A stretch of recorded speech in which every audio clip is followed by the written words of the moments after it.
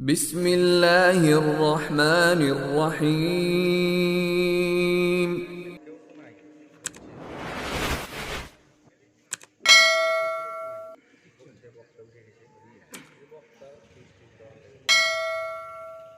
السلام عليكم ورحمة الله وبركاته.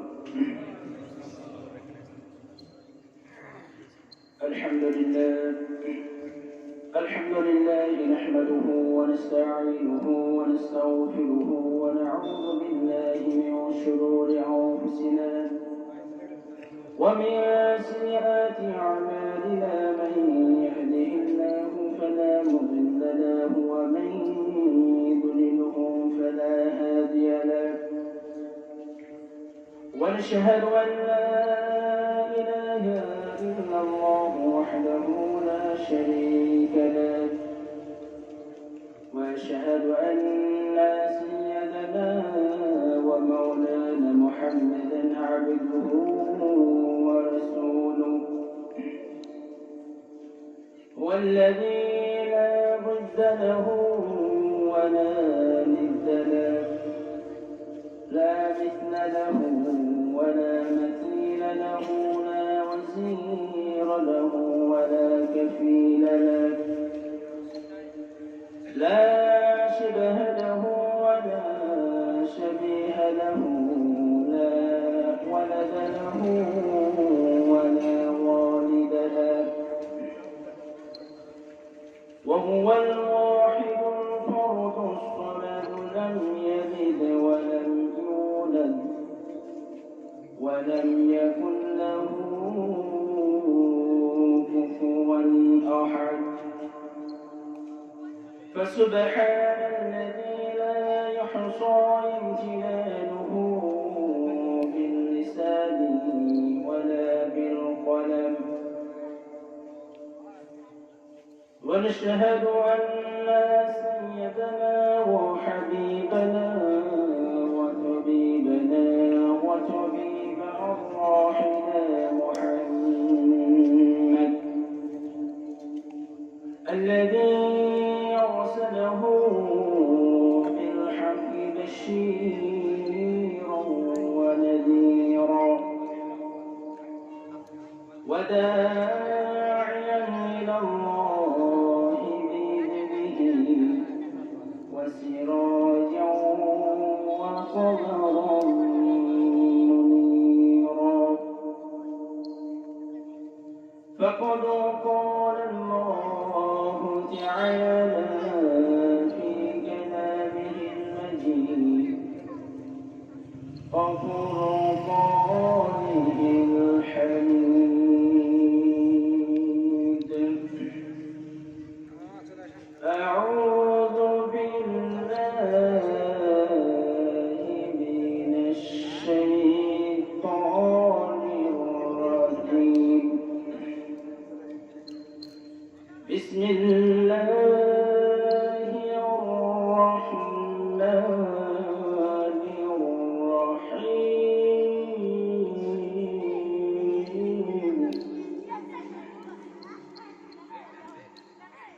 إن الذين آمنوا وعملوا الصالحات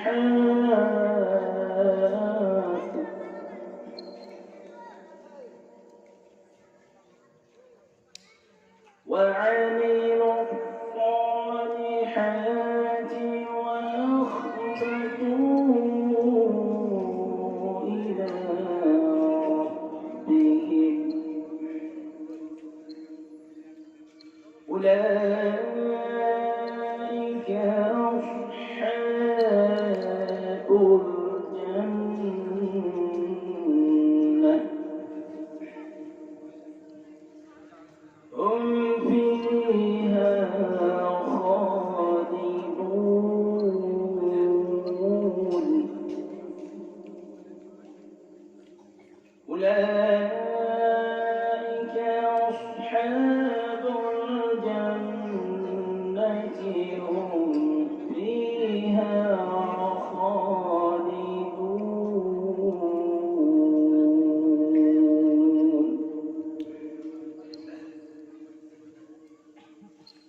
وقال في سار حبيبه آمرا ومخبرا. وقال النبي صلى الله عليه وسلم عن أبي هريرة رضي الله تعالى عنه قال رسول الله صلى الله عليه وسلم كل أمتي يدخلون الجنة إلا من أبى. وقال من أبى؟ قيل من أبى يا رسول الله؟ قال من أطاعني دخل الجنة ومن عصاني فقد أبى. فقال النبي صلى الله عليه وسلم إن الله تجاوز عن أمتي ما وسوست به صدرها أو تعمل به أو تتكلم. وقال النبي صلى الله عليه وسلم اجتنبوا السبع الموبقات. وما هن يا رسول الله؟ قال الشرك بالله والسحر وقتل النفس التي حرم الله إلا بالحق وتولي يوم الزحف وقذف المحصنات المؤمنات الغافلات. وقال النبي صلى الله عليه وسلم ذاق طعم الإيمان من رضي بالله ربا وبالإسلام دينا وبمحمد نبيا وبمحمد رسولا. وقال النبي صلى الله عليه وسلم لا تدخلوا الجنة حتى تؤمنوا ولا تؤمنوا حتى تؤمنوا ولا تؤمنوا تحاببتم نفس السلام بينكم. وقال النبي صلى الله عليه وسلم الراشي والمرتشي من النار. قال أتى أعرابي النبي صلى الله عليه وسلم فقال دلني إلى عمل عملته دخلت الجنة. قال تعبد الله ولا تشرك به شيئا وتقيم الصلاة المكتوبة وتؤدي الزكاة المفروضة وتصوم رمضان. قال والذي نفسي بيده لا أزيد على هذا شيئا ولا أنقص منه. فلما ولى قال النبي صلى الله عليه وسلم من سره أن ينظر إلى رجل من أهل الجنة فلينظر إلى هذا. وقال النبي صلى الله عليه وسلم من كن وجد بهن حلاوة الإيمان من كان الله ورسوله أحب إليه مما سواهما ومن أحب عبدا لا يحبه إلا لله وما يقرأ أن يعود بالكفر بعد أن أنقذه الله كما يكره أن يلقى في النار. وقال الله تعالى في لسان حبيبه إن الله وملائكته يصلون على النبي يا أيها الذين آمنوا صلوا عليه وسلموا تسليما. سورة إبراهيم. اللهم صل على محمد وعلى آل محمد كما صليت على إبراهيم وعلى آل إبراهيم إنك حميد مجيد. اللهم بارك على محمد وعلى آل محمد كما باركت على إبراهيم وعلى آل إبراهيم إنك حميد مجيد.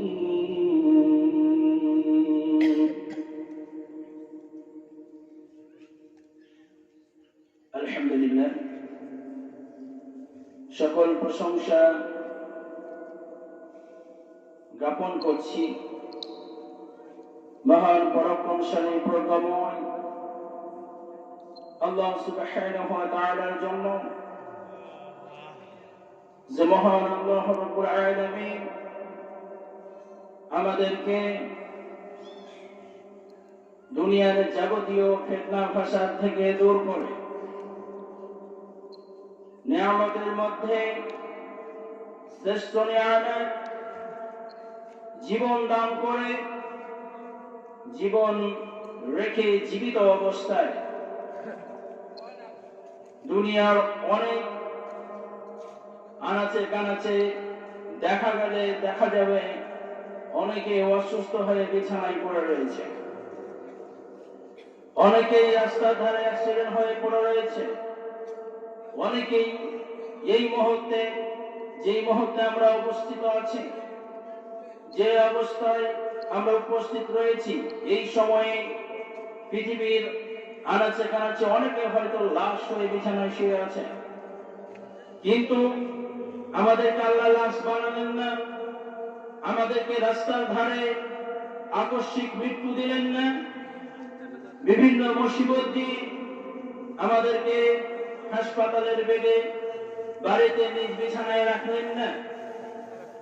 সমস্ত রকমের মুসিবত থেকে দূর করে যে আল্লাহ রাব্বুল আলামিন আমাদেরকে এই পবিত্র ময়দান তথা কোরআনের মজলিসে এসে বসার উপস্থিত হওয়ার তৌফিক দান করেছেন, এজন্য পরাক্রমশালী প্রজ্ঞাময় রব্বুল আলামিনের প্রশংসা করছি, বলি আলহামদুলিল্লাহ।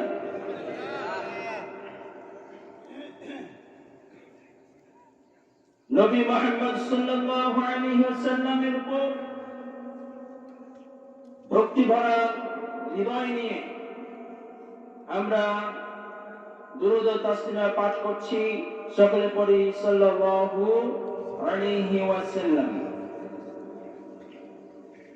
আজকের এই দিনী মহতী আয়োজনের জন্য যারা কষ্ট করেছেন, আয়োজন করেছেন এবং এটাকে ম্যানেজমেন্ট করেছেন, যারা এটা দায়িত্বে ছিলেন এবং আজকে তিনি সভাপতি রয়েছেন, কমিটি রয়েছেন, আমি সবাইকে অন্তরস্থল থেকে দোয়া জানাচ্ছি, জাযাকুমুল্লাহু খাইরান ওয়া খাইরাদ দুনিয়া ফিল আখিরাহ। সম্মানিত দ্বীনি মুসলিম নরনারীগণ,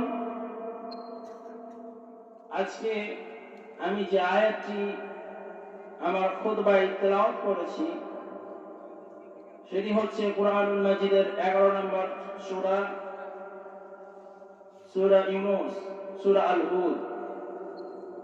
সূরা আল হুদের 23 নম্বর আয়াত তেলাওয়াত করেছি এবং নবী মুহাম্মদ সাল্লাল্লাহু আলাইহি ওয়াসাল্লামের মুখরিত বাণী পবিত্র সহিহ বুখারী এবং মুসলিম শরীফে এবং অন্যান্য কিতাব থেকে কয়েকটি হাদিস তেলাওয়াত করেছি।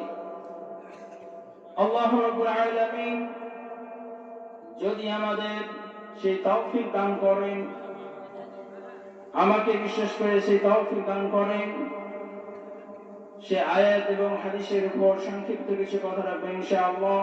ওয়া মা তাওফীকি ইল্লা বিল্লাহ। রব্বুল আলামিনের কাছে প্রার্থনা জানাই, قال رب اشرح لي صدري ويسر لي امري واحلل عقدة من لساني يفقهوا قولي اللهم اني اسالك علما نافعا ورزقا طيبا وعملا متقبلا اللهم فقهه في الدين। সম্মানিত প্রিয় মুসলমান ভাই ও বাবাজিরা, আপনারা কথাটা বন্ধ করেন এবং যতক্ষণ কথা শুনবেন ইনশাআল্লাহ আমলের নিয়তে, নিজেকে চেঞ্জ করার নিয়তে, পরিবর্তন করার নিয়তেই শুনবেন, তবে ফায়দা রয়েছে। কিন্তু শুনলেন আর মানলেন না, এতে কোনো ফায়দা হলো না, কোনোই ফায়দা হলো না। ওই লোকের মতো যেই লোক সারাদিন জীবনে চেপেই গেল বটে, কিন্তু সে ভালো পাত্রে চাপতে পারল না। একটা ছেঁড়া বা ছিদ্র করা পাত্রে সে কলের মুখে রেখে দিয়ে চাপতেছে, ওই পাত্রে কি পানি থাকবে? কখনোই থাকবে না, কারণ ওই পাত্রটাই ছিল ফুটা। আমাদের নিয়াতটা যদি ওই ধরনের ফুটা নিয়াত হয় যে আমরা শুনবো, আশ্চর্য একটা বক্তা আসছে বা কেমন আলোচনা করে, এই নিয়তে যদি আসেন, তাহলে ওই লোকের ফুটা কলসিতে কল বা টিউবওয়েল চাপার মতোই হবে। কিন্তু আমরা শুনবো এবং মানবো, এটাই হচ্ছে আসল কথা। বেশি বয়ান শুনলেই যে বেশি ভালো বক্তা হয় তা কিন্তু নয়, আবার কম কথা বললেই যে খারাপ বক্তা হয় তাও কিন্তু মোটেও কথা ঠিক নয়। আমরা যাচাই বাছাই করব, আমরা সেই কথাগুলোই শুনবো যে আমাদের জন্য উপকারিতা রয়েছে, আমরা যেগুলো থেকে উপকার পাবো, যেগুলোতে আমরা জান্নাত লাভ করব। বিশেষ করে আমরা যখন প্রশ্ন করি, মৌলবী সাহেবদের প্রশ্ন করি, আমাদের প্রশ্নের ধরনগুলো ভীষণই খারাপ, অনেক খারাপ। আপনি যদি প্রশ্ন করেন তো সাহাবীদের মতো প্রশ্ন করেন। সাহাবীরা কিভাবে প্রশ্ন করতেন, এবং কি বেদুইন সাহাবীরা পর্যন্ত এসে আল্লাহ রাসূলকে কোন জিনিস জিজ্ঞেস করতেন জানার জন্য, বোঝার জন্য, তো তারা বলতেন যে ইযা আমালিল আমালতু দাখালতুল জান্নাহ ইয়া রাসূলুল্লাহ। এমন কিছু আমলের কথা বলে যে আমলগুলো, যে কাজগুলো আমি করলে জান্নাত পাবো। আপনি এই ধরনের প্রশ্ন করেন, আপনি জিজ্ঞেস করেন, মৌলভী সাহেবকে জিজ্ঞেস করেন, বলেন আপনার এলাকার যিনি বিজ্ঞ আছেন, ইসলাম সম্পর্কে অভিজ্ঞ, যিনি জ্ঞান রাখেন, যার মধ্যে আল্লাহ তাআলা সেই ইলম নিয়ে দান করেছেন, তার কাছে আপনি জিজ্ঞেস করেন, এইভাবে জিজ্ঞেস করেন যে কোন আমলগুলো আমার জন্য কার্যকারিতা রয়েছে, কোন আমলগুলো করলে আমি জান্নাত লাভ করব, সেই বিষয়গুলো সম্পর্কে আপনাকে জানতে হবে এবং সেগুলোই বলতে হবে। তাই আমরা আজকে বেশ কিছু কথা শুনবো, সেগুলো শুধু শুনবো তা নয়, সেগুলো মানবো, এটা নিয়ে থাকা লাগবে, তবে আপনি কামিয়াবি হবেন। একটা মানুষ যে কখনোই নামাজ পড়েনি, সে যাকাত দেয়নি, বলতে গেলে শরীয়তের কোনো কাজ সে পড়েনি। শরীয়ত, ইসলাম তাকে যে ইনস্ট্রাকশন করছে, যে দিক নির্দেশনাগুলো দিচ্ছে, যে কমেন্টস গুলো করছে, সেগুলো কিন্তু সে কোনো কিছুই করেনি, তবুও ব্যক্তিটা জান্নাতি। সে কোন ধরনের আল্লাহর কাজ না করেই জান্নাতি। এটা কিভাবে সম্ভব? হ্যাঁ, লোকটি কোন কাজ করতে পারেনি, ইসলামের কোন কাজ সে পালন করতে পারেনি, কিন্তু সে একটা মাজলিসে আলোচনা শুনলো এবং সে নিজেকে তৈরি করলো যে আমি জীবনে যা করেছি সব ভুলগুলো আমি ছেড়ে ফেললাম, আর কখনো এই ভুলগুলো করবো না। সে একটা প্রশস্ত আত্মা নিয়ে খাস দিলে আল্লাহর কাছে তাওবা করে বাড়ি ফিরে যাচ্ছে, কিন্তু ফিরে যাওয়ার প্রতিমধ্যেই সে মৃত্যুবরণ করেছে।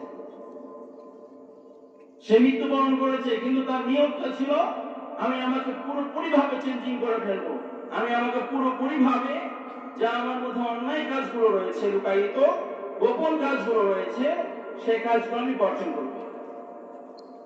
এই নিয়ত করে সে প্রশস্ত আত্মা নিয়ে তাওবার দিন নিয়ে বাড়ি ফিরে যাচ্ছে, কিন্তু তখনও জোহরের সময় হয়নি, তখনও আসরের সময় হয়নি, তখনও মাগরিবের সময় হয়নি, কিন্তু তার জীবনের টাইম সময় ডিএন্ড হয়ে গেছে।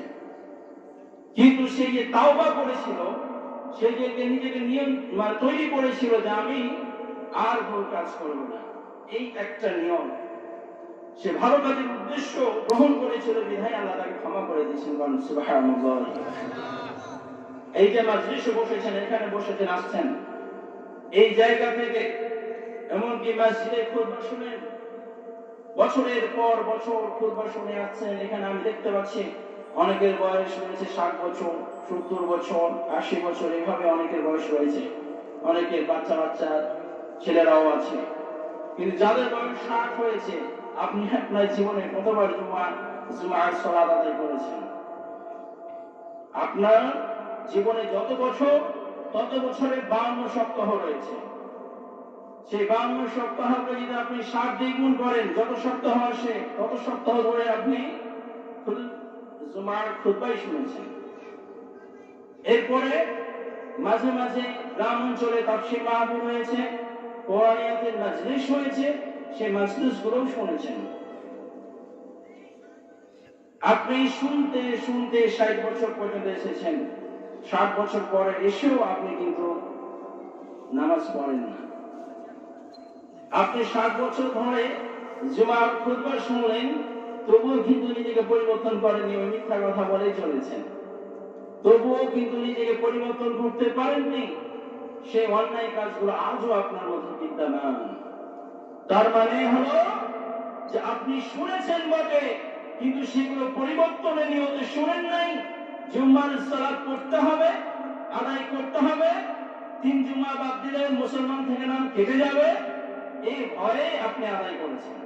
কিন্তু আশ্চর্যজনক বিষয় হচ্ছে, এটাই সত্য যে 3 জুমা আদায় করলে মুসলিম থেকে খারিজ হয়ে যায়, এই কথা যেমন তেমনই এর চেয়ে মারাত্মক কথা হচ্ছে, কেউ যদি ইচ্ছাকৃত ভাবে স্বেচ্ছায় সুস্থ থাকা অবস্থায় সব সার্বজনীন সুস্থ, যাকে বলা হয় মানসিক শারীরিক ভাবে সার্বজনীন সুস্থ থাকার পরেও যদি কোনো ব্যক্তি এক ওয়াক্ত সালাত ইচ্ছায় করে তা করে, তো সে কাফের হয়ে যায়।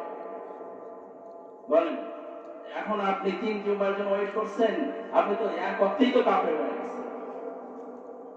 তার কাফের আবার 3 জুমা পর্যন্ত কেমনে মুসলমান থেকে নাম কাটা বলে? ও তো প্রথম ওয়াক্তেই মুসলমান থেকে নাম খারিজ হয়ে গেছে, সে বাতিল হয়ে গেছে। আপনি 60 বছর ধরে আলোচনা শুনেছেন, কিন্তু নিজেকে পরিবর্তন করার জন্য নয়। তা আজকের আলোচনাটা আপনি অন্তত শুনেন এবং এই নিয়তটা করেন যে আমি আর জীবনে যে আলোচনাগুলো শুনবো এবং যা আমার মধ্যে লুকায়িত পাপ রয়েছে, হয়তো আমি সেগুলো সব বলতে পারবো না।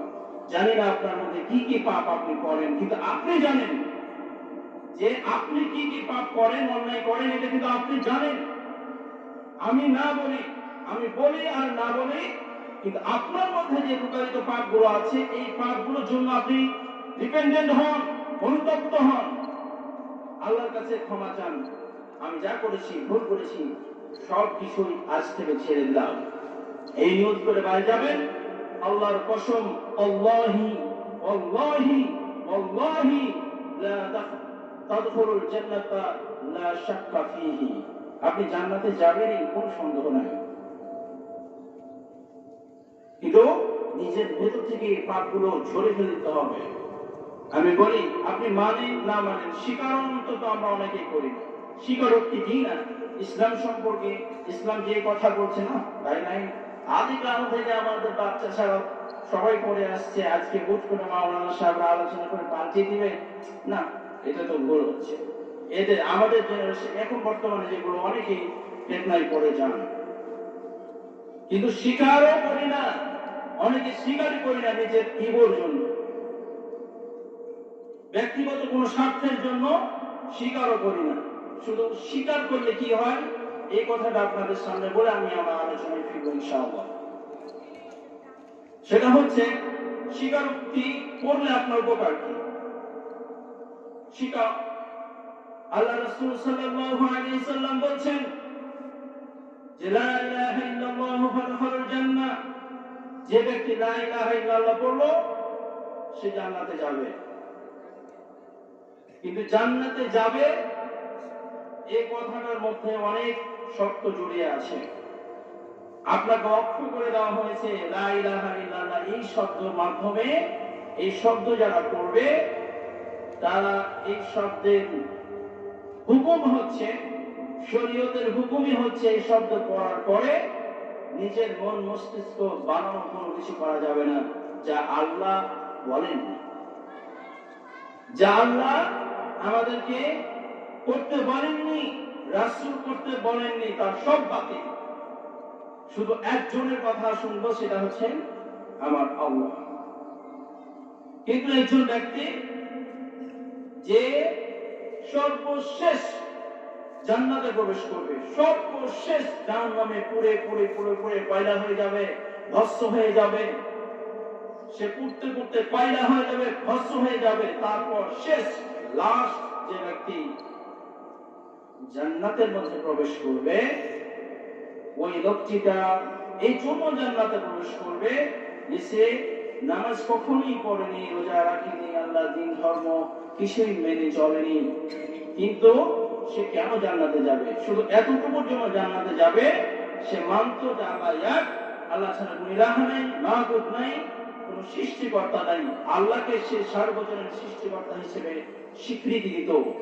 সে স্বীকার করত যে আল্লাহ ইজ ওয়ান, আল্লাহ হচ্ছে এক, আল্লাহর কোন বহুবচন নেই, আল্লাহর কোন অতিরিক্ত কোন আল্লাহ নেই।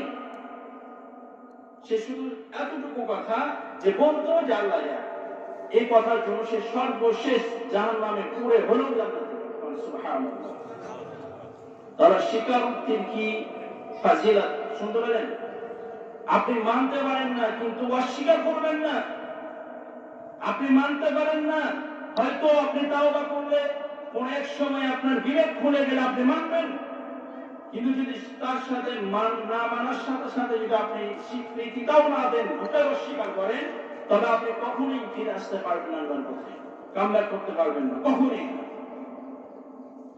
তাই আমরা ঝগড়া করব না, আমরা কথায় কথায় ঝগড়া করি, অল্প কথায় ঝগড়া করি। আপনি ঝগড়া করেন কেন? আপনি আপনার মতের বিরুদ্ধে গেছে আপনি ঝগড়া করবেন কেন? কিয়ামত পর্যন্ত যদি মানুষ যাকাতের বিরুদ্ধে সংগ্রাম করে, যুদ্ধ করে, তারপরও যাকাতের বিধান বাতিল করতে পারবেন? সম্ভব? পৃথিবীর সমস্ত মানুষ যদি নামাজ ছেড়ে দেয়, তারপর কি নামাজের বিধান বাতিল হবে? কখনো কি হবে? আল্লাহ যা বলে দিয়েছেন, কোট করে দিয়েছেন, তা কখনোই বাতিল হওয়ার যোগ্য নয়।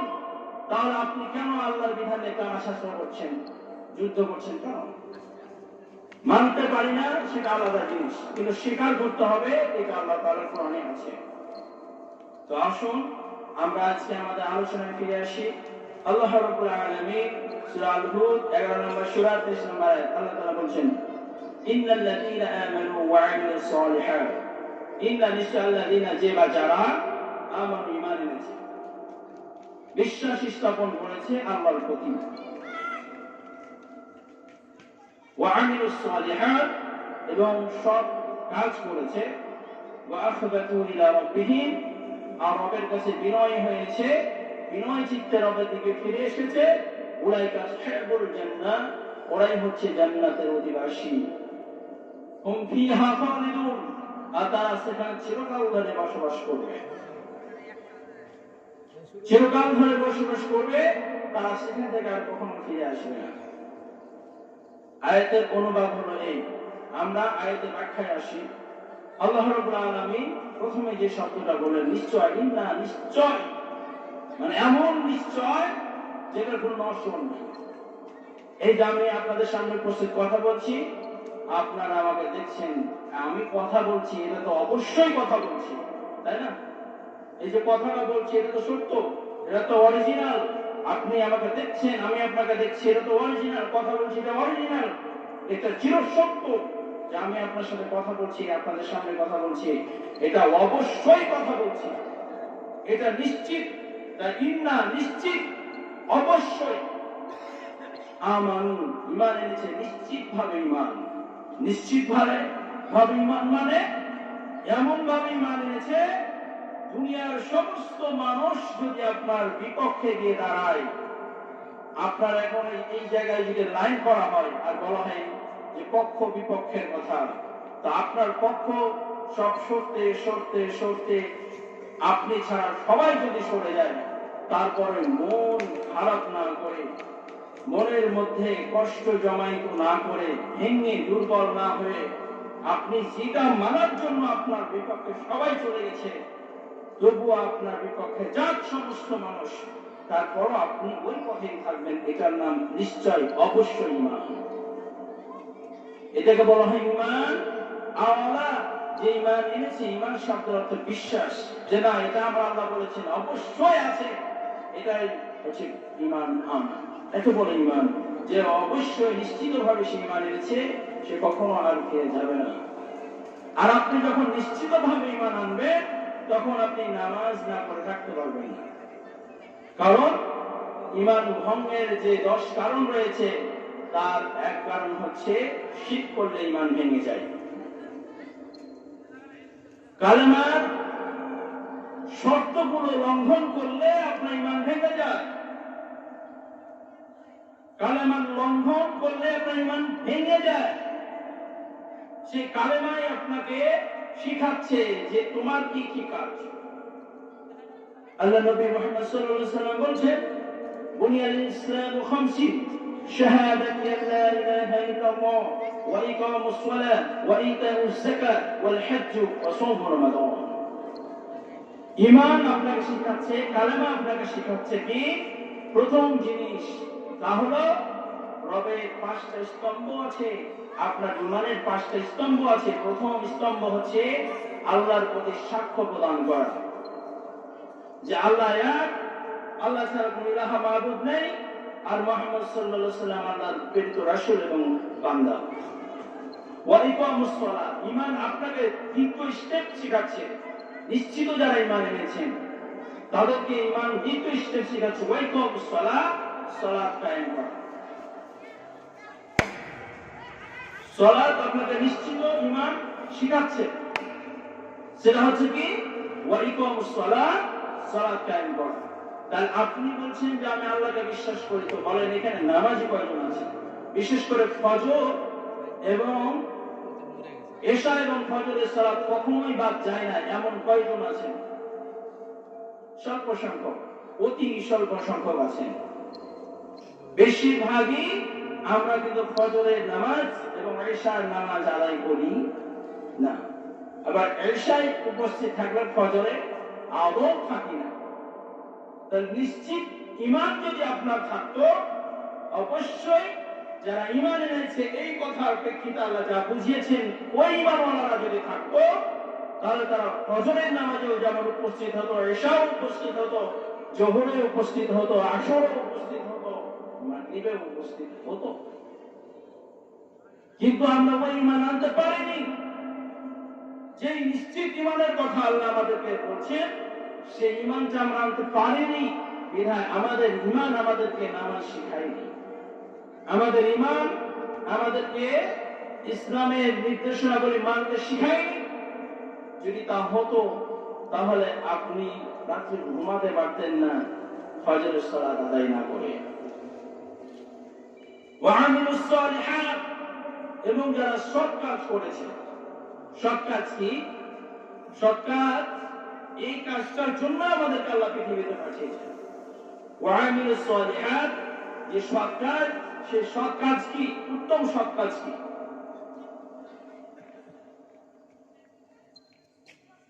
উত্তম সৎ কাজ আল্লাহ যেটা বলেছেন কোরআনের মধ্যে, তা হচ্ছে আল্লাহ রাব্বুল আলামিন বলছেন যে তা'মুরুনা বিল মা'রুফি ওয়া তানহাউনা আনিল মুনকার। এটা হচ্ছে পৃথিবীর শ্রেষ্ঠ এবং সবচেয়ে উত্তম ভালো কাজ। যে ভালো কাজের আদেশ করবে, কোন মানুষ যদি ভালো কাজ করে, একটা মানুষ যদি নামাজ পড়ে, এতদিন নামাজ পড়েনি, হঠাৎ করে নামাজ পড়েছে, আপনি তাকে তিরস্কার বলিয়েন না, কত বড় নামাজ হয়েছে, এ কথা বলে তিরস্কার বলিয়েন না। তাকে আপনি উৎসাহ দেন, অনুপ্রেরণা জাগান, যেন সে আরো মসজিদে বেশি করে আসে। তাকে দেখে আপনি আনন্দ ফিল করেন, তার মধ্যে যেন একটা আনন্দ অনুভূত হয়, সেই কাজটা আপনি করেন। কিন্তু তার সাথে এমন বিহেভ করেন না, এমন ব্যবহার করেন না যে সে মসজিদে আর না আসে, লজ্জায় পড়ে। তা'মুরুনা বিল মা'রুফ, মানুষকে ভালো কাজের দিকে ডাকেন, আহ্বান করেন। ওয়া তানহাউনা আনিল মুনকার, আর যখন সে খারাপ অন্যায় কাজ করে, মানুষকে অন্যায় কাজ থেকে ফিরিয়ে আনার চাইতে ভালো কাজ আর পৃথিবীতে নেই। যত ভালো কাজ ওয়া'আমিলুস সালিহাতের আওতায়, তার মধ্যে সবচেয়ে ভালো কাজ হলো এই যে মানুষকে খারাপ পথ থেকে ফিরিয়ে আনা। এটা হচ্ছে সবচেয়ে ভালো এবং উত্তম কাজ। ওয়া'আমিলুস সালিহাত, সৎ কাজ যারা করে, ওয়া আখবাতু ইলা রাব্বিহিম, আর রবের দিকে বিনয় চিত্তে যারা ফিরে আসে। রবের দিকে বিনয় চিত্তে ফিরে আসা মানে হলো যে আপনার বাবা আপনাকে বলছে যে তুমি ওই কাজটা করো তো শোনা, আপনি কোনো কথা না বলে, কোনো উত্তর বাকবিতণ্ডা না করে সোজা গেলেন, কাজটা করে ফিরে আসলেন।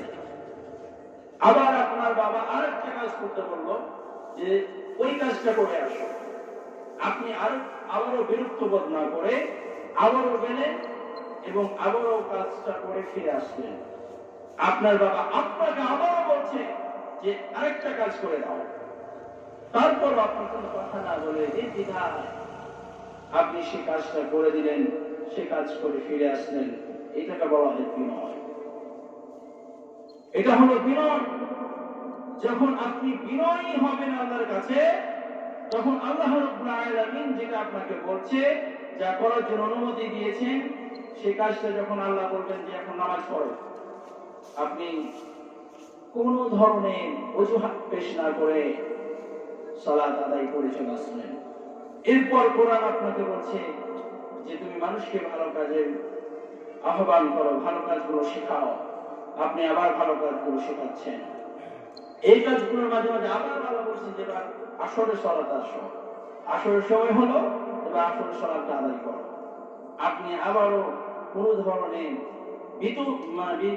বিবৃত না হয়ে, বিতর্ক ভাবে নিজেকে না জড়িয়ে আপনি নির্দ্বিধায় ফিরে আসলেন, আসর সালাত আদায় করে রবের কাছে কান্নাকাটি করে আবার ফিরে গেলেন। আবার আপনার নিজের যে কাজ, ইসলাম যে কাজগুলো ফাঁকে ফাঁকে দিয়েছে, সে কাজগুলো আল্লাহ দিলেন, যে কাজগুলো করো আবার করলেন। এবার আল্লাহ তাআলা বললেন যে তোমার কাজ হয়ে গেছে, এখন আমার আরেকটা হুকুম আছে, যে তা হলো মাগরিবের সালাত আদায় করা। বান্দা তুমি যাও, তোমার মুয়াজ্জিন আযান দিয়ে দিয়েছে, হাইয়া আলাস সালাহ বলে ডাকছে, কল্যাণের দিকে আসো, কল্যাণের দিকে আসো। বান্দা এখন তোমার ফসল তোমার কল্যাণ নয়, এখন তোমার ব্যবসা বাণিজ্য তোমার কল্যাণ নয়, এখন তোমার বাসায় বসে থাকাটা তোমার জন্য কল্যাণ নয়। কেন কল্যাণ নয়? তুমি যে বিছানায় শুয়ে আছো, এই বিছানায় শুয়ে যদি তুমি আমার হুকুম লঙ্ঘন করো বান্দা, তাহলে তোমার এই বিছানাটা তোমার জন্য জান্নাত, কবরের বিছানাটা তোমার জন্য জাহান্নাম হয়ে যাবে। কবরের বিছানাটা তোমার জন্য জাহান্নামের বিছানা হয়ে যাবে বান্দা। তাই তোমার মুয়াজ্জিন বলছে হাইয়া আলাস সালাহ, সালাতের দিকে আসো। তোমার মুয়াজ্জিন এখন ডাক দিয়েছে, যাও মাগরিবের সালাত আদায় করে আসো। আপনি কোনো রকমের বিরক্ত বোধ না করে আবার ফিরে আসলেন, সালাত আদায় করেন, আবার আপনি নিজের কাজে ফিরে আসলেন। এটার নাম হচ্ছে ওয়া আখবাতু ইলা রাব্বি, বিনয়ী ভাবে রবের দিকে ফিরে আসা, বিনয় চিত্তে, কোন ধরনের তর্ক বিতর্ক নয়। ওয়া ইবাদুর রহমান লা ইয়ামশুনা আলাল আরদি হাওনা ওয়া ইযা খাতাবাহুম জাহিলুনা ক্বালু সালামা। 25 নম্বর সূরা, সূরা আল-ফুরকান 63 নম্বর আয়াত। আল্লাহ বলছেন ওয়া ইবাদুর রহমান, যারা রবের গোলামে যারা রহমানের গোলাম। রহমান কাকে? আমাদের আল্লাহ। রহমানকে? আল্লাহ হচ্ছেন আমাদের রহমান। সেই রহমান মানে আমাদের আল্লাহ। আমার আল্লাহ বলছেন লা ইয়ামশুনা আলাল আরদি হাওলা, আমার বান্দারা জমিনের উপরে অহংকার করে চলাফেরা করে না, দাম্ভিকতার সাথে চলাফেরা করে না। ওয়াইদা খাতাবাহুমুল জাহিলুন, আর জাহেলদের সাথে যখন কথাবার্তা হয়, তর্ক বিতর্ক হয়, তখন আমার গোলাম, আমার বান্দারা তর্ক বিতর্ক না করে বলে ক্বালু সালামা, তোমাদের উপরে শান্তি বর্ষিত হোক বলে চলে যায়। এটা হচ্ছে গোলামের পরিচয়। রবের যিনি গোলাম, রবের যিনি বান্দা, তার পরিচয় হলো তিনি তর্ক বিতর্কে বিশ্বাসী নন, তিনি তর্ক বিতর্ক করেন না, তিনি রবের হুকুমগুলো নির্দ্বিধায় মাথা অবনত করে সেজদার মাধ্যমে মাথা অবনত করে মেনে নিয়ে রবের দিকে ফিরে যায়। তোমার কাজ নিয়ে তুমি থাকো, যে কাজটা আমার দ্বারা সম্ভব নয়, যে কাজটা আমার নয়, সে কাজ নিয়ে বন্ধ করার কোন প্রয়োজন নেই। আমি ইলেকশনে দাঁড়িয়েছি, আমি নির্বাচনে দাঁড়িয়েছি, আমি নির্বাচিত হব, আমি চেয়ারম্যান হব, আমি সরকারের যে ভাতা আছে, স্যালারি আছে, সেটা আমি ভক্ষণ করব, সরকার যা অনুদান দেবে তা জনগণকে কিছু দেব, নিজেও খাবো, আমি সব ভোগ করব, আপনার জন্য কিছুই নয়। তা আপনি আমার জন্য কেন মারামারি করবেন? অযথায় ফিতনা মাসাল করে কেন মাথা মারামারি করবেন? আমি তো সব ভোগ করব, আপনার লাভ কি? এটার নাম হচ্ছে তর্ক বিতর্ক। অন্যের জন্য যেটা আপনার না, সেটার জন্য আপনি যুদ্ধ করেন না, যেটা আপনার সেটার জন্য যুদ্ধ করেন। আপনার কি? আপনার জন্য আপনার স্বাধীন হচ্ছে আপনার ভালো কাজ করা, আপনার কল্যাণ কাজ করা, এগুলো হচ্ছে আপনার স্বাধীন। আল্লাহ নবী মুহাম্মদ সাল্লাল্লাহু আলাইহি সাল্লাম বলেন, যখন মানুষকে কবরের মধ্যে রাখা হয়, তখন কবরের মধ্যে কবরবাসীর কাছে একজন ব্যক্তি, আগন্ত ব্যক্তি উপস্থিত হন, অনেক সুগন্ধি ঘ্রাণ নিয়ে এবং আলো নিয়ে তার সামনে উপস্থিত হন, এবং কবরবাসী আশ্চর্য হয়ে বলতে থাকে, ওহে ব্যক্তি, তুমি কে? তোমার শরীর থেকে এত ঘ্রাণ বের হচ্ছে যে, তুমি এত সুন্দর আলো নিয়ে আমার সামনে উপস্থিত হলে। তখন ওই আলোকিত ব্যক্তি বলতে থাকে, ওহে কবরবাসী, তুমি আমাকে চিনো না? আমি তো তোমারই রূপ, আমি তো তোমারই কাজ। কবরবাসী আবার বলতে থাকে, আমার আবার কি কাজ থাকতে পারে? আমি তো এই ধরনের কোনো বন্ধু বানাইনি যে বন্ধু আমার কবরে আসতে পারে। আমি তো আমার চোখের সামনে যখন আমি কবরে আসিনি, তখন আমি তো দেখলাম আমার নিজের সন্তানরা, আমার প্রতিবেশীরা, আমার ভাইরা আমাকে কাঁধে করে নিয়ে এসে কবরের অন্ধকার ঘরে একাই ফেলে চলে গেল, কেউ আমার কোন সাথী হলো না। তবে তুমি কোন বন্ধু যে তুমি আমার সাথী হয়ে গেলে? কবরবাসীকে জবাব দিতে থাকে এবং বলতে থাকে, এই না তুমি পৃথিবীতে যে ভালো কাজগুলো করেছো, যে সৎ কাজগুলো করেছো, আল্লাহ আমাকে সেই সৎ রূপটা তোমার সামনে এসে উপস্থিত করেছে। ওহে কবরবাসী, শোনো, তোমার কবর, এই কবরটা হচ্ছে অনেক অন্ধকার। এই অন্ধকার কবরে তুমি ভয় পাবে, তোমার কষ্ট হবে। তুমি যাতে ভয় না পাও, সেই জন্য আমি আলো নিয়ে উপস্থিত হয়েছি। আর তোমার যেন স্বস্তি বোধ হয়, এই জন্য আমি ধ্যান আকারে তোমার সামনে উপস্থিত হয়েছি, তোমার সাথে সঙ্গ দেবার জন্য। এইভাবে করে কিয়ামত পর্যন্ত আমি তোমার সাথে সঙ্গ দেব। সুবহানাল্লাহ।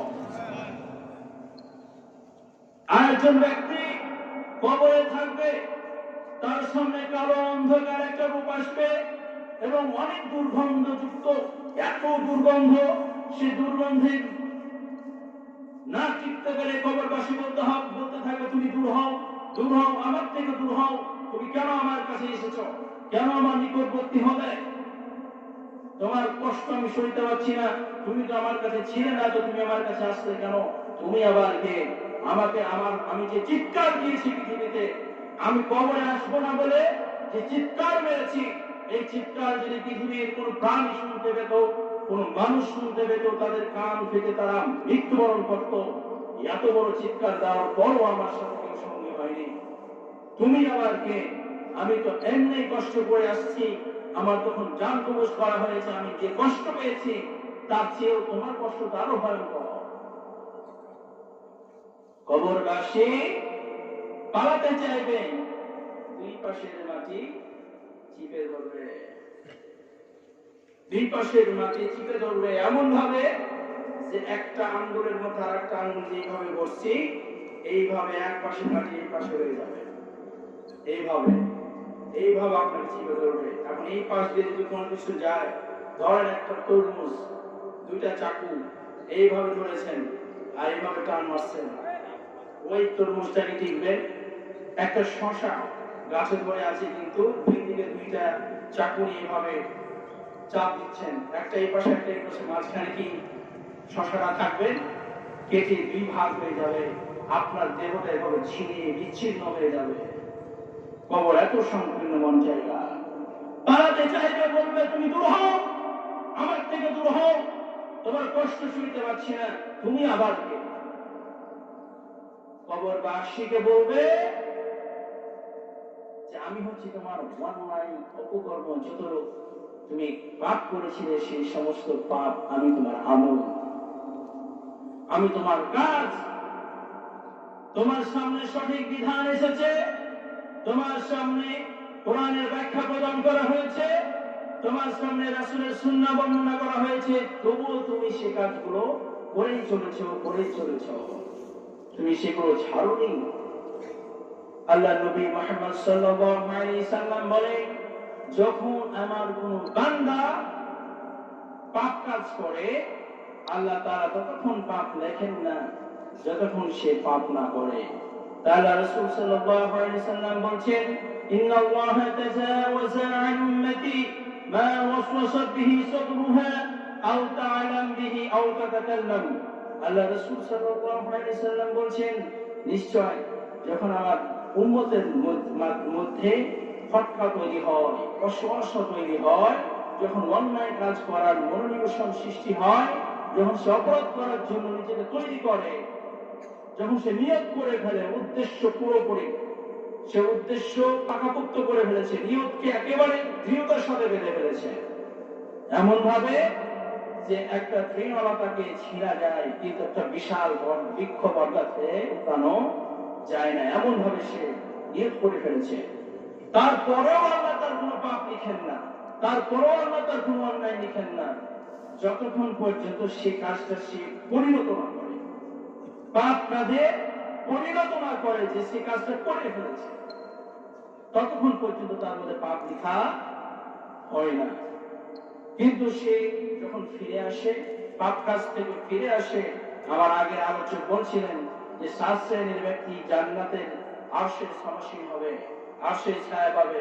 তার মধ্যে এক ওই ব্যক্তি বা ওই যুবক যে নারীর সাথে সম্ভবের জন্য, নারীর সাথে জেনাবে বিচারে লিপ্ত হওয়ার জন্য বাবা মার চোখের আড়ালকে, চক্ষুকে ফাঁকি দিয়ে আড়াল করে সে গার্লফ্রেন্ড বয়ফ্রেন্ডের সাথে দেখা করতে গেছে, জিএফ বিএফ শর্ট করে ফেলেছে, জিএফ এবং বিএফ, বয়ফ্রেন্ড গার্লফ্রেন্ড। রাতের গভীরে মেয়ের বাবা মা ঘুমায়, ছেলের বাবা মা ঘুমায়, দুনিয়াবাসী ঘুমায়,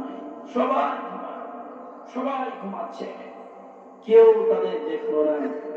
ওই মুহূর্তে একজন নারীর কাছে সে উপস্থিত হয়েছে, ওই যুবক, সে নারীটা অলরেডি শরীর থেকে কাপড় খুলে ফেলেছে, তার গুপ্ত অঙ্গগুলো সেই যুবকের সামনে খুলে ফেলেছে। হঠাৎ তার মনে হলো যে আমি এই কাজটা করছি, এটা তো নিহাতি অন্যায়, নিহাতি পাপ কাজ, আমি এই নারীর সাথে সংগ্রামে লিপ্ত হব, আমার তো গুনাহ হবে। একজন নারীকে হাতের মুঠোয় পেয়ে তার শরীর সে খুলে ফেলেছে, উলঙ্গ হয়ে গেছে, মহিলা পুরোপুরি উলঙ্গ। এই মুহূর্তে সেই যুবক, সেই পুরুষ তার সাথে সঙ্গম না করে সে বাড়ি ফিরে আসলো, তাকে কোন রকম কাজ না করে সে বাড়ি ফিরে আসলো একমাত্র আল্লাহর ভয়ে। এই অবস্থা থেকে যে যুবক ফিরে এসেছে, ওই যুবকের জন্য আল্লাহ রাসূল বলছেন যে সেই 7 শ্রেণীর একটা ব্যক্তি যে আল্লাহর ভয়ে সে আকাশটা ছেড়ে দিয়েছে, আল্লাহর ভয়ে ওই যুবকটা আল্লাহর আরশের ছায়াতলে আশ্রয় দান করবে। সুবহানাল্লাহ। সূর্যটা কত কঠিন জিনিস আপনাকে বলি।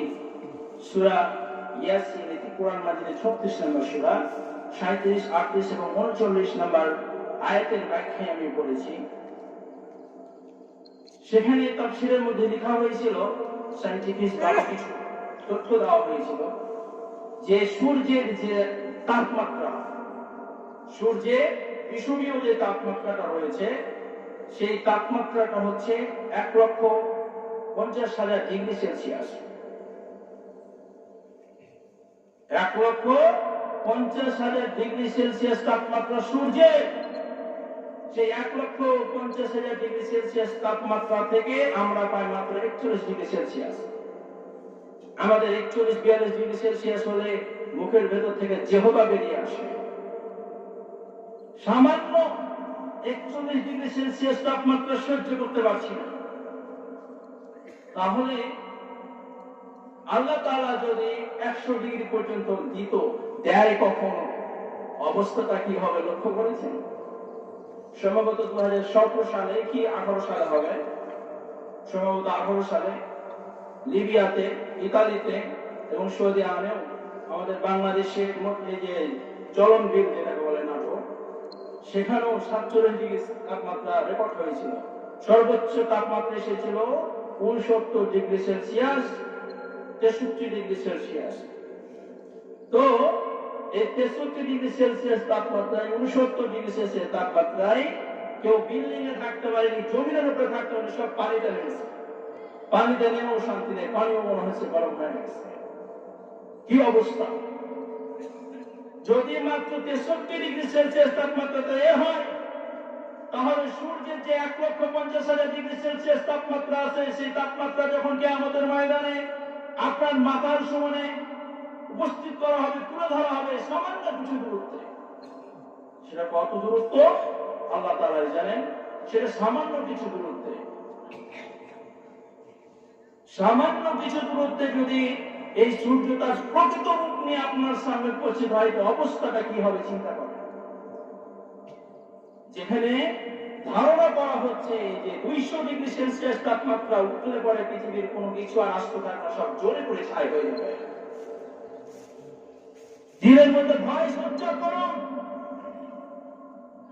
নিজের দিলের মধ্যে সেই ভয়টা তৈরি করুন না, ভয় তৈরি করুন হাড়ের মধ্যে। যতক্ষণ পর্যন্ত, আমি গত জুমায় বলছিলাম আমার মসজিদে, যতক্ষণ পর্যন্ত আপনার মধ্যে ভয় না সৃষ্টি হবে, ততক্ষণ পর্যন্ত আপনি আল্লাহকে মানতে পারবেন না। আপনি কখনো মানতে পারবেন না। আপনাকে জেলখানা থেকে বলে দেওয়া হয়েছে তুমি পোশাক করতে যাও 5 মিনিট, 6 মিনিট হলে তোমার পানিশমেন্ট। আপনি 5 মিনিটে 4 মিনিটেই ছেড়ে চলে আসবেন। কিসের জন্য? ভয়, শাস্তির ভয়। আপনাকে গরম পানি ঢালা হবে আপনার মাথায় গিয়ে, পাইপের পানি যা আপনার মুখের দিকে ধরে রাখা হবে, শ্বাস নিতে পারবেন না। ভর্তি ডামের মধ্যে মাথাটা চুবানো হবে, শ্বাস নিতে পারবেন না, কষ্ট হবে। তাই আপনি 5 মিনিটের জায়গায় 4 মিনিটে কাজ ছেড়ে আসবেন। ভয়, ভয় যতক্ষণ না আসবে ততক্ষণ আপনি আল্লাহর বিধান মানতে পারবেন না, আমিও মানতে পারবো না। ভয় তৈরি করুন। যেই সূর্যের তাপমাত্রা 1,50,000 ডিগ্রি সেলসিয়াস, সেখান থেকে আপনার আমার জন্য 41 ডিগ্রি হয়ে যাচ্ছে অতিরিক্ত। কিয়ামতের ময়দানে এত মাথার কাছে সূর্যটা যখন আসবে, তখন আপনি আমি কিভাবে সূর্যের উপর পুড়ে ছাই হয়ে ভস্ম। সেই ময়দান থেকে আপনি রক্ষা পাবেন, আর সে ছায়া পাবেন যে ওই মহিলার কাছ থেকে ফিরে আসলেন, পাপ কাছ থেকে ফিরে আসলেন আল্লাহর ভয়ে, যে এটা জিনা, এটা ব্যভিচার, এটা খারাপ কাজ, সেটা নোংরা কাজ, এই ভয়ে আপনি আল্লাহ থেকে ফিরে আসলেন। এই জন্য আল্লাহ রাব্বুল আলামিন এত কঠিন কঠিন কিয়ামতের সূর্যের তাপ থেকে আপনাকে রক্ষা করবে। আল্লাহ তাআলা যেন আমাদেরকে সেই কিয়ামতের বিভীষিকাময় ময়দান থেকে হেফাজত করেন। সকলে বলে আল্লাহুম্মা আমিন। তাই আল্লাহ রাব্বুল আলামিন বলছেন, ওয়া আখবাতু ইলা রাব্বিহিম, রবের দিকে বিনয় চিত্তে ফিরে আসো, ভয় ভীতি নিয়ে ফিরে আসো। রব যা হুকুম করে তা মাথা নত করে মেনে নাও। যদি মাথা নত করে মেনে নাও বান্দা, উলাইকা আসহাবুল জান্নাহ, যারা মাথা নত করে আল্লাহর বিধান মেনে নেয়, এদের যে দলটা তৈরি হবে, এই দলটা ওরাই, আল্লাহ বলছেন ওরাই একাধিক মানুষ যদি বিনয় ভাবে আল্লাহর হুকুমটা মেনে নেয়, আল্লাহ বলছেন উলাইকা আসহাবুল জান্নাহ, ওরা হবে জান্নাতের অধিবাসী, ওরা জান্নাতে যাবে। হুম ফিহা খালিদুন, আর সেখানে তারা চিরকাল ধরে বসবাস করবে। আল্লাহ তাআলা কত অসীম, তিনি মেহেরবান। আমাদের ইবাদতের জন্য এমন একটা ব্যবস্থা করে দিয়েছেন যেটার মতো সহজ আর কোন ব্যবস্থাপনা নেই। মসজিদে যেতে পারেননি তো কি হয়েছে, আপনি কোথায় নামাজ পড়বেন? এই কথাটা আল্লাহ কোরআনের মধ্যে বলছেন। আল্লাহ তাআলা বলছেন কোরআন মাজিদের 29 নম্বর সূরা আল আনকাবুত এর 56 নম্বর আয়াতে আল্লাহ তাআলা বলছেন, ইয়া ইবাদিয়াল্লাযীনা আমানু ইন্না আরদি ওয়াসি'a ফাইয়া ফা'বুদুন। আল্লাহ রাব্বুল আলামিন বলছেন যে হে আমার গোলামরা, শুনো, আমি তোমাদের জন্য আমার জমিনটাকে ইবাদতের জায়গা বানিয়েছি এবং প্রচুর প্রশস্ত করেছি, যেখানে তুমি অসংখ্য আমার সিজদা দিয়ে আমার গোলামি করতে পারবে। সুবহানাল্লাহ। মসজিদে আসতে পারেননি, আপনি মাঠে আছেন, মাঠেই আপনি নামাজ পড়েন। যেখানে আছেন সেখানেই নামাজ পড়েন। গাড়িতে আছেন, চলন্ত গাড়িতে, আপনি গাড়িতে থাকলে যদি ওয়াক্ত হয়ে যায়, আপনার টাইম পার হয়ে যায়, আপনি যদি টাইম না ধরতে পারেন সময়, তাহলে আপনি গাড়িতেই নামাজ পড়েন। অর্থাৎ যেখানে অবস্থান করবে সেইখানেই আপনার সালাত আদায়, যেই জায়গায় সালাত আদায় করবে আপনার মসজিদ। তাহলে আর কি দিবেন? কত সুন্দর ব্যবস্থা করে আল্লাহ তাআলা করে দিয়েছেন। তারপরও আমরা তার কাছে বিনয়ের চিত্তে ফিরে আসতে পারছি না। তা আল্লাহ রাব্বুল আলামিন বলছেন, ইন্নাল্লাযীনা আমানু, নিশ্চয় যারা ঈমান এনেছে, ঈমানদাররা কখনো আল্লাহর সাথে নাফরমানি করতে পারে না। এখন আপনি যে জান্নাতি হবেন, তো জান্নাতি হওয়ার জন্য আপনাকে কি কি কাজ পরিত্যাগ করা লাগবে? আপনাকে তো আল্লাহ কিছু কাজ দিয়েছে, যে কাজগুলো আপনাকে পরিত্যাগ করতে হবে, আমাকে পরিত্যাগ করতে হবে। ওই কাজগুলো যদি আমি করি, আপনি করেন, তো জান্নাতে যেতে পারবেন না। এইগুলো জান্নাতে যাওয়ার বাধা আছে। আপনি জঙ্গল দিয়ে পার হবেন, একটা বন দিয়ে বনের প্রান্তে যাবেন, বনের মধ্যে অনেক সাপ আছে, অনেক বিচ্ছু আছে, ভয়ঙ্কর প্রাণী আছে, রয়্যাল বেঙ্গল টাইগার আছে, লায়ন সিংহ আছে, এরকম ভয়ঙ্কর অনেক প্রাণী আছে। এই প্রাণীদের সাথে লড়াই করে কিন্তু আপনাকে বন পার হতে হবে। যদি আপনি এইগুলোকে অতিক্রম করতে পারেন, এগুলোর সাথে লড়াই করে আপনি বনের এপাশ থেকে ওপাশ যেতে পারেন, তাহলে আপনি একজন সফল মানুষ। আর যদি এইগুলোর ফিতনায় পড়ে কোন একটার ভয়ে ভীত হয়ে পালিয়ে চলে আসেন বা তার খপরে পড়ে যান, তার কোন মানুষ।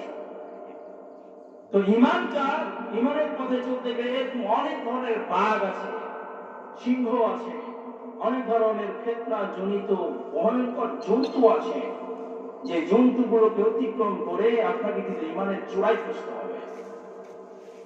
সেই কাজগুলো আমরা আজকে এখন কিছুটা শুনবো। তার 1 নম্বর কথা, আপনাকে ঈমান কি শিখালো? আপনাকে ঈমান শিখালো যে তুমি সালাত কায়েম করো। সালাত কি? আল্লাহ রাসূল সাল্লাল্লাহু আলাইহি ওয়াসাল্লাম আল্লাহ তাআলা বলেন, "উতলু মা উহিয়া ইলাইকা মিনাল কিতাব ওয়া আকিমিস সালাহ।" হে রাসূল, আপনার প্রতি যে কিতাব নাযিল করেছি, সেই কিতাব পাঠ করুন এবং সালাত কায়েম করুন। ইন্নাস সালাতা তানহা আনিল ফাহশাই ওয়াল মুনকার। নিশ্চয় নামাজ তোমাকে অশ্লীল কাজ থেকে, অন্যায় কাজ থেকে ফেরাবে। ওয়ালা যিকরুল্লাহি আকবার। আমার যত জিকির আছে, যত তাসবিহ আছে, তার মধ্যে সর্বোত্তম বড় জিকির হলো সালাত। সালাতকে আল্লাহ তাআলা বলেছেন যিকরুল্লাহি আকবার, সমস্ত জিকিরের উপরে বড় জিকির। আর সেই জিকিরটা হচ্ছে কি? সালাত। সালাতের চাইতে ভালো আর জিকির হয় না। আপনি এখন জিকির করবেন, আল্লাহ বলবেন, আল্লাহ তাআলা ফেরেশতা সেট করে রেখেছেন। সেই ফেরেশতারা আল্লাহ সবকিছু শুনছেন আরশ আজিম থেকে। তারপরে এই ফেরেশতারা বহন করবে, আল্লাহর কাছে নিয়ে যাবে এবং বলবে যে আল্লাহ তোমার অমুক বান্দা এই কাজটিকে তোমার কাছে প্রেরণ করেছে, তুমি তার জীবনের গুনাহ মাফ করো। আর যখন আপনি সালাতের মধ্যে থাকবেন তখন সালাত আপনাকে শিখাবে, সালাত আপনাকে আল্লাহর একেবারে নিকটবর্তী করে দিবে। এত নিকটবর্তী যে দুইটা হাত যেমন আমি ধরে নিয়েছি এর মধ্যে কোনো ফাঁক নেই, এই ধরনের ফাঁক বান্দা এবং আল্লাহর মধ্যে কোনো কিছু থাকে না। সুবহানাল্লাহ। তো যে ব্যক্তি নামাজ পড়ে, নামাজি ব্যক্তির সওয়াব, নামাজি ব্যক্তির প্রতিদান আল্লাহ স্বচক্ষে দেখেন এবং দান করেন। সুবহানাল্লাহ। সালাতের মাধ্যম ছাড়া আর যত মাধ্যম আছে সমস্ত মাধ্যমগুলো ফেরেশতারা বহন করে। যদিও আল্লাহ তাআলা সবকিছুই দেখছেন। হুয়াল আউয়াল ওয়াল আখির ওয়াল যাহির ওয়াল বাতিন ওয়া হুয়াস সামিউল আলিম ওয়া হুয়াস সামিউল বাসীর। যত শব্দ আছে কোরআনে এভাবে সামিউল আলিম, সামিউল বাসীর, তিনি শুনছেন, দেখছেন, তিনি শুনছেন, জানছেন এবং তিনি সবচেয়ে জ্ঞানী। এই ধরনের যত বাক্য আছে আল্লাহ সব আরশ আজিম থেকে লক্ষ্য করছেন। তারপরও ফেরেশতাদের মাধ্যমেই কিন্তু সমস্ত আমলগুলো পৌঁছে। দুইটা আমল, যেটা হচ্ছে রোজা, সিয়াম যারা পালন করে সেটার প্রতিদান আল্লাহ নিজে দেন, এবং নামাজ যখন বান্দা সেজদায় পড়ে যায় তখন বান্দার এতটা নিকটবর্তী হয়, রাসূল বলছেন হয় তুমি ভাবো যে আল্লাহ তোমার সামনে, না হয় তুমি আল্লাহর সামনে। সুবহানাল্লাহ। তাহলে এই সালাত যখন আপনি আদায় করবেন, আমার সামনে আমার আল্লাহ রয়েছে, তখন আপনি অন্যায় কাজ করতে পারবেন না। আসলে কথা হচ্ছে কি জানেন, কথা হচ্ছিল এই যে আমার পিছনে পুলিশে রাইফেল নিয়ে দাঁড়িয়ে আছে, বন্দুক তাক করে আছে এবং আমাকে বলছে যে তোমার হ্যান্ড এদিক ওদিক করা যাবে, যদি খালি একটু নড়েছে তো গুলি করে দেবো, নড়েছে তো গুলি করে দেবো। আমি কিন্তু পুলিশ পিছনে আছে আর বন্দুক তাক করে আছে, এই অবস্থাতে কিন্তু আমি কখনোই আমার হাত কিন্তু নামিয়ে দেবো না, থাকবো। যদি পোকা তোমার সাথে কামড় দেয় তো বস্তু প্রায় নিয়ে চলে যায়, তবুও নড়বো না, কারণ নড়লেই তো গুলি ছাড়বে, গুলি ছাড়লে মরে যাবে। মানে এটা যে পুলিশটা আছে সেই পুলিশটা আমি দেখতে পাচ্ছি, তো এই জন্যই আমি হাত তুলে দিচ্ছি। আল্লাহকে তো দেখা যায় না, আল্লাহ যে সামনে আছে আমার সামনে, আল্লাহ তো আমার সামনে যে আছে তো দেখতে পাচ্ছি না, তাই ভাবছি মনে হয় আল্লাহ নেই। এই জন্য ভয়টা আমাদের মধ্যে নেই।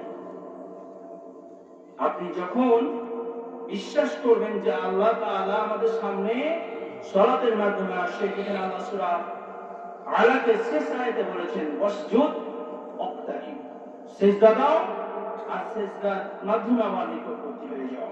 আল্লাহর নিকটবর্তী হওয়া যায় সিজদার মাধ্যমে। আর সিজদা কোথায় থাকে? নামাজে। নামাজের মধ্যে তো সিজদা আছে, কিছু শুকরানা সিজদা আছে যে সিজদাগুলো কোরআন তেলাওয়াতের মধ্যে দেওয়া হয়েছে। কোরআন তেলাওয়াতের মধ্যে যে সিজদাগুলো দেওয়া হয় এগুলো শুকরানা সিজদা, আল্লাহ তাআলার কৃতজ্ঞতা স্বীকারের সিজদা। কিন্তু মূল সিজদা হচ্ছে কি যে নামাজ, সেই সিজদাটা আল্লাহর কাছে কবুলিয়ত হয়ে যায়। আপনি যখন ভাববেন যে আল্লাহ আমার সামনে আছে, যেমন পুলিশ আমার সামনে রাইফেল নিয়ে দাঁড়িয়ে আছে, ভুল হলেই, আমার কোনো ভুল পেলেই যেমন গুলি করে দেবে, আমার সামনে আমার আল্লাহ উপস্থিত আছে, আমার সালাতের মধ্যে কোনো ভুল হলে আল্লাহ আমার আমল নামা লিখে দিবে। এই ভয় যখন থাকবে, ইন্নাস সালাতা তানহা আনিল ফাহশাই ওয়াল মুনকার, তখন সালাতটা আপনার হবে অন্যায় কাজ থেকে বিরত রাখার সালাত। তখন আপনার সালাতটা হবে উপকারী সালাত। তখন সালাতটা আপনাকে শিখাবে অন্যায় পরিত্যাগ করতে। তখন সালাত আপনাকে শিখাবে জুলুম অত্যাচার পরিহার করতে। যতক্ষণ আপনি এই কথা ভাবছেন যে আমার সামনে আমার আল্লাহ আছে এবং আমার আল্লাহ আমাকে দেখছে এবং তিনি লিখছেন, দেখছেন যে বান্দার কোন জায়গায় ভুল হচ্ছে, ভুল হলে তো ঈমান আপনাকে সালাত শেখাবে, যে সালাত আদায় করতে হবে। যদি সালাত পরিত্যাগ করেন তো ঈমান নষ্ট হয়ে যায়। আমাদের পরিচয় তো সালাত। আপনি যে মুসলমান, এটা পরিচয় কি? এটা পরিচয় হচ্ছে সালাত। সালাত নাই আপনার কোনো পরিচয় নেই। একজন হিন্দু নামাজ পড়েন, আপনিও পড়েন, আপনি কি? একজন খ্রিস্টান নামাজ পড়েন না, আপনিও পড়েন না। হিন্দুরা রোজা রাখেন, আপনিও রোজা রাখেন না। তারা গান বাজনা নিয়ে ব্যস্ত থাকে, আপনিও গান বাজনা নিয়ে ব্যস্ত আছেন। তাহলে আপনি কি মুসলমান থাকবেন? ওরা যা করে আপনিও তা করেন, আপনি যা করছেন তা সে কাজ করছে, মানে খ্রিস্টানদের সাথে ব্যতিক্রম ধর্মীদের সাথে আপনার কাজ মিলে যাচ্ছে বা তাদের কাজের সাথে আপনার কাজ মিলে যাচ্ছে। যদি এমনটি হয় তাহলে আপনি তো বাতিল পর্যায়ে চলে গেছেন। তাই ইমান আপনাকে শেখাচ্ছে যে তাদের মতো করো না, মান তাশাব্বাহা বিকওমিন ফাহুয়া মিনহুম। আল্লাহ রাসূল সাল্লাল্লাহু আলাইহি সাল্লাম বলে দিয়েছেন ওরা আমার উম্মতি না, দলভুক্তই না, যারা বেধর্মীদের সাথে বন্ধুত্ব স্থাপন করে এবং তাদের রীতি নেওয়াজকেই চর্চা করে। এখন কথা হচ্ছে যে হিন্দুরা তারা নামাজ পড়ে না, ঠিক আছে, খ্রিস্টানদের মধ্যে তারা যে কোনো একদিন ইবাদতের জন্য বেছে নিয়েছে। ইবাদতের জন্য কেউ রবিবার বেছেছে, কেউ শনিবার বেছেছে। আমাদের মুসলমানের মধ্য থেকে অনেকে আমরা আছি যারা শুক্রবারটা বেছে নিচ্ছি। তাহলে ওরা শনিবার ইবাদত করে একদিন ইবাদত করে যেমন খ্রিস্টান, ওরা রবিবারে একদিন ইবাদত করে যেমন ইহুদি, আপনি মুসলমান শুক্রবার নামাজ আদায় করে আপনিও ইহুদি খ্রিস্টানের চেয়ে কম না। একদিন সালাত আদায় করে যেমন ওরা খ্রিস্টান হয়েছে, ওরা ইহুদি হয়েছে, আপনি শুধুমাত্র একদিন নামাজ আদায় করে নাফরমান বান্দার খাতায় নিজের নাম লিখিয়েছেন, মুসলমানের খাতায় নয়। তাই আল্লাহ তাআলা বলেন ইন্নাস সালাতা তানহা আনিল ফাহশাই ওয়াল মুনকার, নিশ্চয় নামাজ আপনাকে সমস্ত অন্যায় অপকর্ম অপরাধ থেকে ফিরাবে।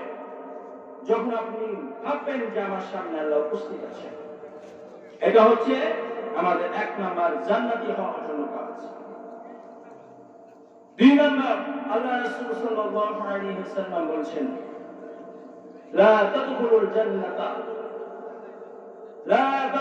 জান্নাতা ইল্লা মুমিন, জান্নাতে কেউ প্রবেশ করবে না মুমিন বিশ্বাসী ছাড়া। মুমিন বিশ্বাসী ছাড়া কেউ জান্নাতে প্রবেশ করবে না। এরপর আল্লাহ রাসূল সাল্লাল্লাহু আলাইহি ওয়াসাল্লাম বলেন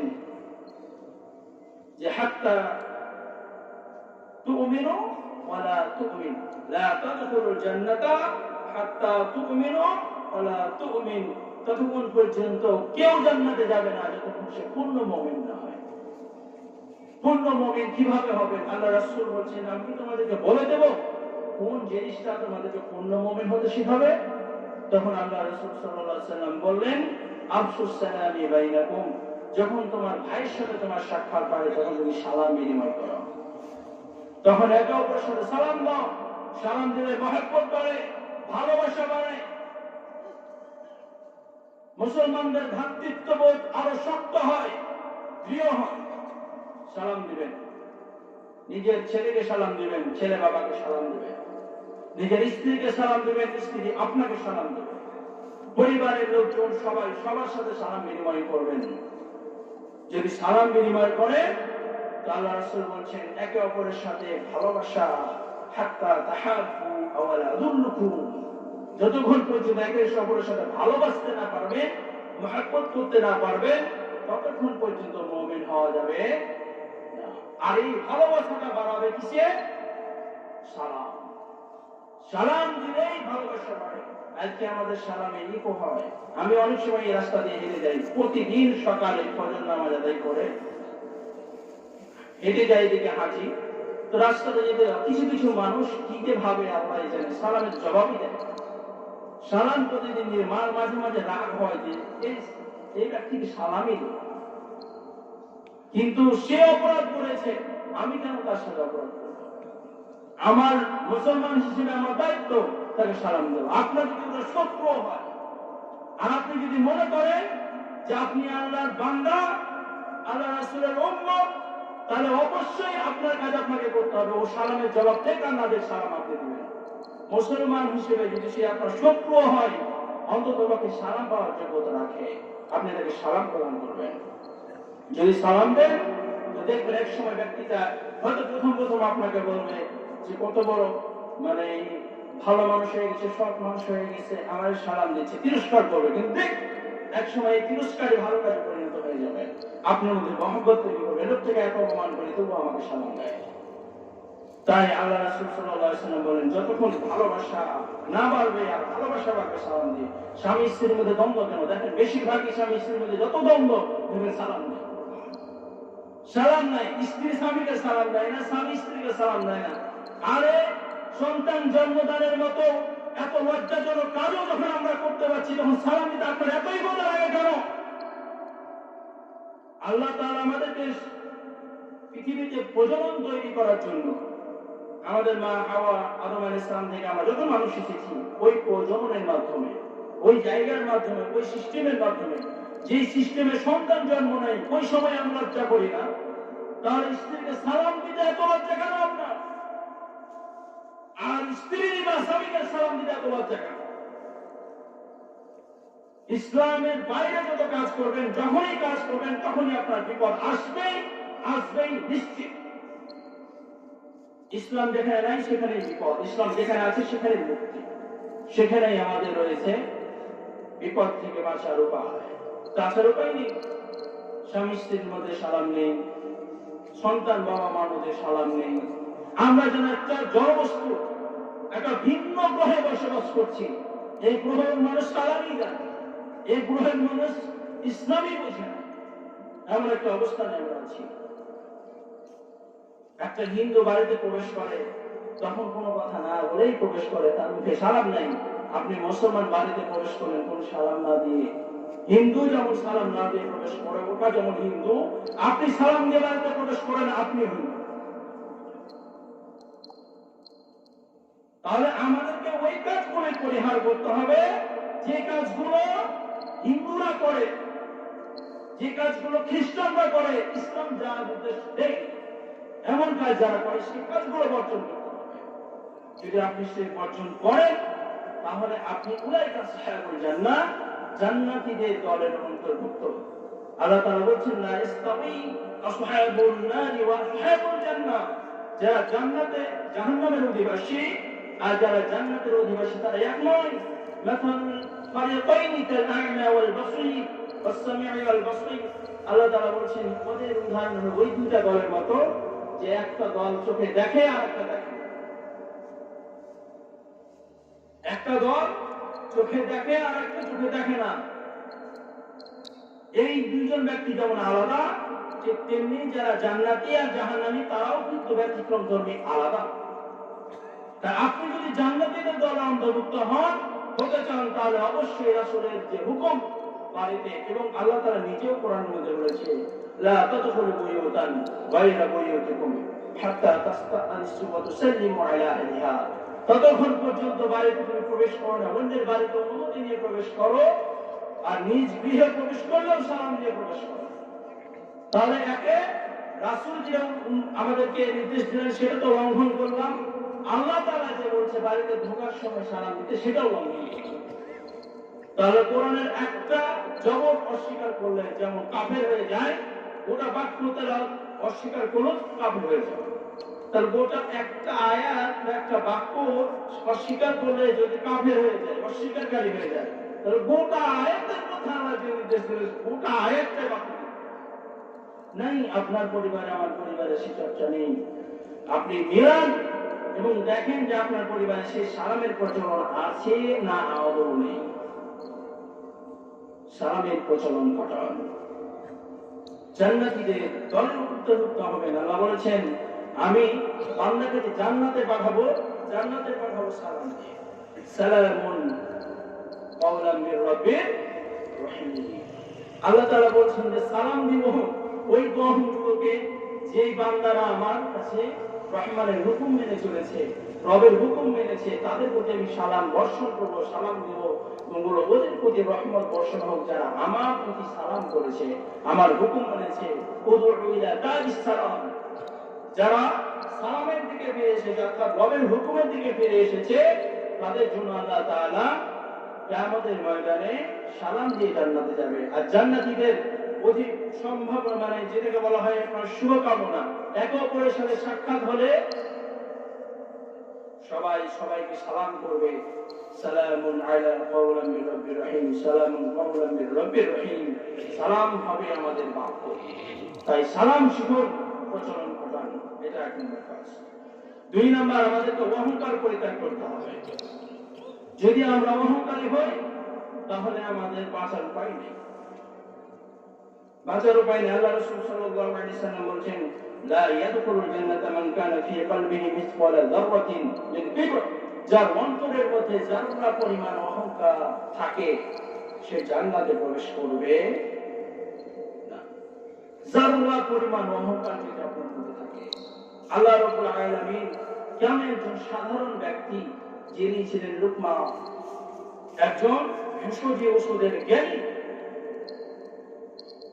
সেই লোকমান একটা সাধারণ মানুষের নাম কেন আসলো? আল্লাহ রাসূলের যুগে অনেক সাহাবী আছে, আবু হুরায়রা আছে, আবু হুরায়রা নামে কোনো সূরা নেই, আব্দুল্লাহ ইবনে আমর ইবনে আস রাদিয়াল্লাহু তাআলা আনহু আছেন, তার নামে কোনো সূরা নেই, আবু বকরের নামে সূরা নেই, আবু বকরের নামে সূরা নেই, আলীর নামে সূরা নেই, উসমানের নামে সূরা নেই, তো লোকমানের নামে আসলো কেন? লোকমান তো একটা ব্যক্তি, একটা মানুষ, আপনার মতো আমার মতো একটা মানুষ, তার নামটা আল্লাহ নেওয়া কি খুবই জরুরি ছিল? কিন্তু আল্লাহ তাআলা সেই নামটা নিলেন কেন? তিনটা কারণে। তিনটা কাজের জন্য আল্লাহ তাআলা লোকমানের নামটা কোরআনে নিয়ে এসেছেন। এত পছন্দ আল্লাহর কাছে এই তিনটা উপদেশ, এত পছন্দ লেগেছে যে সে তিনটা কারণে যে কোরআনের মধ্যে নাম পেয়েছে, তার নামে আল্লাহ কোরআনই দিয়ে দিয়েছে। কোরআনের নাম কোট করে আল্লাহ জানালেন যে ওই ব্যক্তি যে কাজটা করেছে তোমরা যদি করো, তোমরা সেম সম্মানের যোগ্য পাবে আমার কাছে। লাহুম আজরুহুম ইনদা রাব্বিহিম ওয়ালা খাউফুন আলাইহিম ওয়ালা হুম ইয়াহজানুন।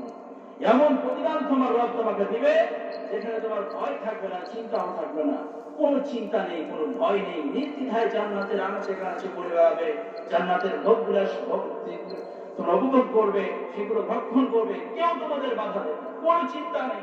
এই গাছের ফল খেলে হয়তো আল্লাহ তাআলা আমার প্রতি নারাজ হবে, এই মুরিদের সাথে হয়তো মেলামেশা করলে আমার আল্লাহ তাআলার হুকুম লঙ্ঘন হবে, কোন ধরনের প্রতিবন্ধকতা নেই, কোনো চিন্তা নেই, কোন ধরনের চিন্তা নেই। ওই কাজগুলো, যে কাজগুলোর কথা লোকমান বলেছিলেন তার সন্তানকে, কত সুন্দর করে সাগরের ভাষায় বলছে, হে আমার পুত্র, হে আমার কলিজার টুকরা, হে আমার সন্তান, হে আমার আদরের কুণ্ডলী, নয়নের মণি, আমার মায়াবী মহব্বতের সন্তান, শুনো, আকিমিস সালাত, সালাত কায়েম করো, সালাত আদায় করো। তাহলে লোকমানের প্রথম উপদেশ কি ছিল? সালাত। আপনি আপনার ছেলেকে কয়দিন সালাতের কথা বলেছেন? আপনিও তো পিতা, আপনিও তো পিতা, আমিও তো পিতা। আপনি পিতা, আপনি কি দায়িত্ব পালন করেছেন? আপনি কি বলতে পেরেছেন আপনার সন্তানকে সালাত আদায় করো, নাহলে আমার জমি থেকে তোমাকে বেদখল করে দেওয়া হবে, আমার বাড়ি থেকে তোমাকে বের করে দেওয়া হবে, আমার জায়গা জমি থেকে তোমাকে একেবারে বেদখল করে দেওয়া হবে, তোমাকে আমার বাসায় থাকতে দেব না। আপনি পিতা, আপনিও তো পিতা, লোকমানও তো পিতা। ওটা যেমন সাধারণ মানুষ, আপনিও সাধারণ মানুষ, দুটাই সমান।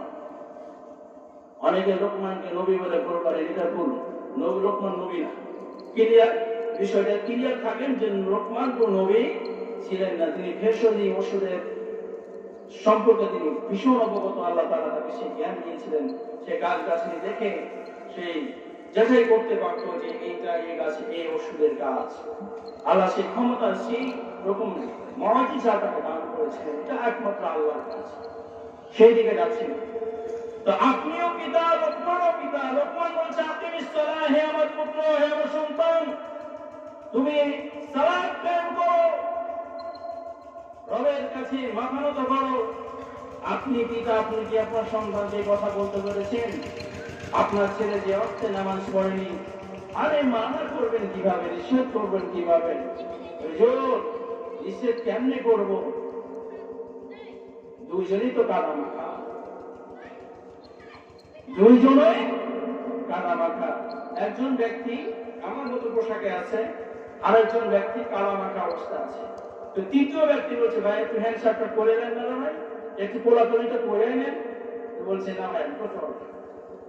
আমি বলছি যে না, আমি কোলাকুলি করতে পারবো না, আমাকে দিয়ে বোঝাচ্ছি। তো বলছে, কেন ভাই? আমাকে প্রশ্ন করছে, ধরেন যে আপনি কেন তার সাথে কোলাকুলি করবেন না, আলিঙ্গন করবেন না? আমি বলছি তখন যে বলতো কাদা মেঘা আছে রে ভাই, আমি ওদের ধরলে তো আমিও কাদা মেখে যাবো, আমার তো পোশাক নষ্ট হয়ে যাবে। মানে আমি পরিষ্কার আছি কিন্তু সেই লোকটা পরিষ্কার নয়, তাই তার সাথে আমার মিলছে না, আমি তাকে গ্রহণ করতে পারছি না। আপনি যখন নামাজি হতেন আর আপনার সন্তান বেনামাজি হইতো, তখন মিলতো না, বিধায় আপনি বাড়ি থেকে দাঁড়াতে পারতেন। কিন্তু ওই দুজন ব্যক্তির মধ্যে তো কোনো দ্বন্দ্ব হলো না, যারা দুজনই কাদা মেখে আছে, একজন আরেকজনকে জড়িয়ে ধরে নিল, আলিঙ্গন করে ফেললো। কারণ কি? তারা দুইজনেই একই কাদা মাখা। আর আরেকজন ভালো পরিষ্কার থাকায় আর কাদা মাখা থাকায় মিলল না। আপনারা যেমন আমি যখন নামাজি হতাম, নামাজি পিতা হতাম, ইসলাম ওয়ালা পিতা হতাম, তখন আমি আমার সন্তানের সাথে মিলতাম না, আমার সন্তানকে বড় করতাম না, বাড়ি থেকে বড়। কিন্তু যে কাদা মেখে আছে দুজন ব্যক্তি, আপনিও নামাজ পড়েন না, আপনার ছেলে নামাজ পড়েন, ফাদার স্টিক সন স্টিক, পিতাও চোখ পুত্রও চোখ, সবাই চোখ। এটা কোন চোখ? সালাত আদায় না করার চোখ। যখন দুইজন চোর চোর হয়ে গেছে, চোরে চোরে মাস্তাতো ভাই, চোরে চোরে ভাই, ঠিক আছে, বাবা ছেলে এখন ভাই ভাই হয়ে গেছে। কারণ বাবাও যে নামাজ পড়ে না, ছেলেও নামাজ পড়ে।